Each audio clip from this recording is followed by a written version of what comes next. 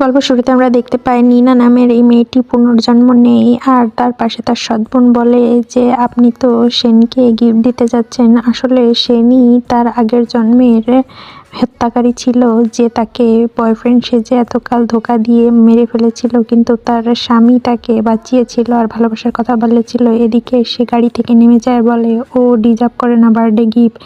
এদিকে জাও নামের সেই ছেলেটি যে তার হাজব্যান্ড ছিল সে আসে আর নিনা তার দিকে তাকিয়ে থাকে আর সেও তাকায়, কিন্তু কোনো কথা বলে না, কারণ তাদের 3 বছর বিয়ে হওয়ার পরেও তাদের মধ্যে কোনো স্বামী স্ত্রীর সম্পর্ক ছিল না।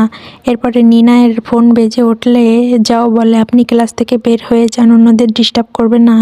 তখন বলে পরিবারের মানুষের সাথে এমন ব্যবহার করতে হয় না। এটা বলে বেরিয়ে যায়, সবাই আলোচনা করে। এদিকে নিনা অপেক্ষা করছিল জায়ের জন্য। ক্লাস শেষে যাও নিনার সাথে দেখা করতে আসে। নিনা